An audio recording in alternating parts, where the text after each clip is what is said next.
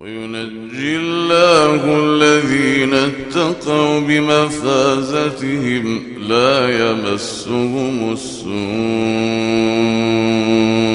ولا هم يحزنون.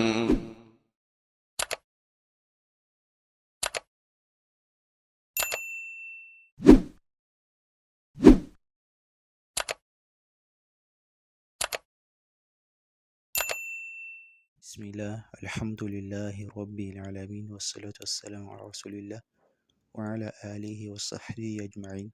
Assalamu alaikum wa rahmatullahi wa barakatuh. Nous allons tous regarder cette vidéo d'un garçon possédé par un djinn reptile très rebelle, Inch'Allah. طيب.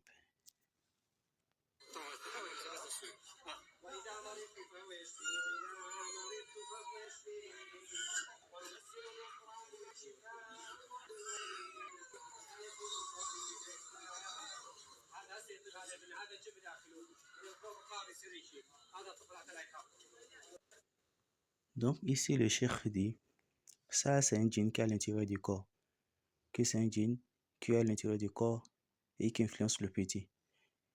Et vous allez voir le fait que le djinn tire la langue comme un serpent, cela est une manière par laquelle le djinn manifeste sa présence dans le corps. Et parfois, il manifeste également sa colère et sa provocation pendant la ruqya, pendant la lecture du Coran. Et vous allez remarquer également une tension du corps, un regard très fixé, très figé du djinn. On continue, Inch'Allah.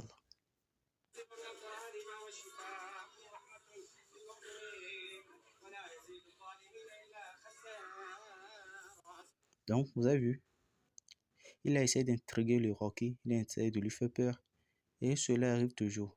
Le djinn tente de provoquer et d'intimider le Rocky en se comportant comme un serpent et en imitant également des symboles du danger. Et si quelqu'un est faible, ne peut pas faire face à cela. Donc, la solution, c'est d'être fort pendant ces moments de la ruqya. Vous voyez? Mais ce genre de manifestation non verbale, c'est-à-dire cette manifestation animale, indique souvent que le djinn est là depuis un bon moment, et qu'il a possédé la personne pendant une longue période, un peu, et il a une emprise sur le corps de la personne, un peu. Et il peut s'agir d'un djinn qui a été envoyé par la sorcellerie. On continue, Inch'Allah.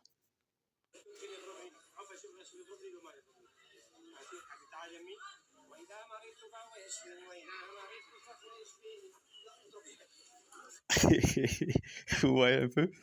Ouais, un peu. Il lui fait peur. Il lui fait peur. Il veut lui donner un coup de tête. Donc, dans ces cas précis, le Rocky ne doit pas du tout montrer sa peur. Il doit poursuivre la ruqya sans arrêter cela. Il ne doit pas arrêter. Il doit continuer. Et cela va progressivement affaiblir le djinn.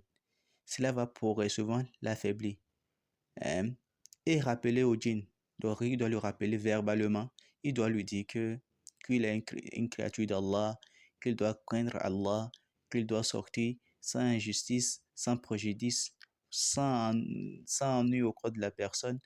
Et le roi qui doit essayer de lui parler de l'islam et lui présenter l'islam. On continue encore, Inch'Allah.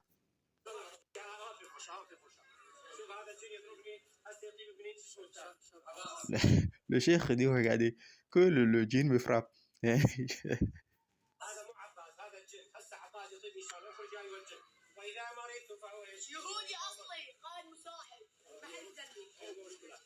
Donc, le fait de Yahoo Yasli, donc, vous voyez, c'est un djinn Yahoudi. C'est un djinn Yahoudi et c'est des djinns qui sont très rebelles à l'écoute de la parole d'Allah. Ils ne veulent pas entendre parler la parole, même pas lire un verset de Coran. Ils ne veulent pas entendre cela. Ils sont vraiment allergiques à ça. Et lorsqu'ils entendent un verset qui parle du coufre, de la mécréance et qui parle de l'unicité d'Allah, vraiment, ils semblent d'orgueil et vraiment, ils gâtent tout.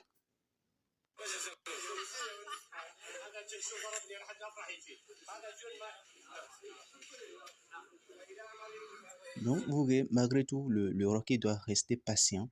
Il doit rester patient, il ne doit pas vraiment être agressif vis-à-vis du djinn parce que cela peut ne pas aboutir à un bon travail et cela peut lui causer encore du tort dans son travail.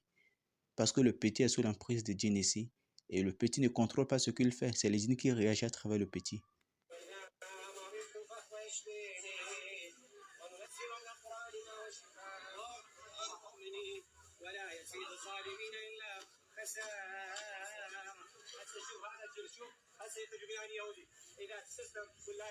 Alors, un des cheikhs dit, regardez, vraiment, ça montre vraiment que c'est un djinn yahoudi.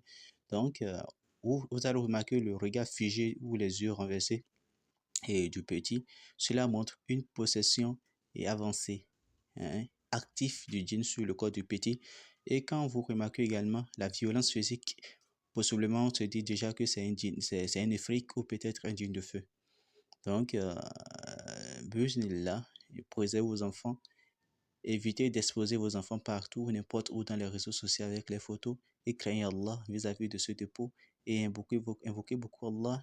Faites la ruqya avec votre famille, avec vos enfants et utilisez les pots de la ruqya afin de vous préserver de la sorcellerie et invoquez beaucoup Allah afin qu'Allah vous préserve parce que nous vivons une époque vraiment où tout est on ne sait pas qui est qui. Avant de se rendre chez les prétendus roquets ou bien peut-être les prétendus hommes qui guérissent, rassurez-vous que c'est des gens, c'est des personnes qui craignent Allah et que c'est des gens qui sont sur le tawhid. Barakallahu fikum. Le vidéo n'a pas fini, mais Inch'Allah, on va continuer juste après. Barakallahu fikum. Assalamu alaikum wa rahmatullahi wa barakatuh.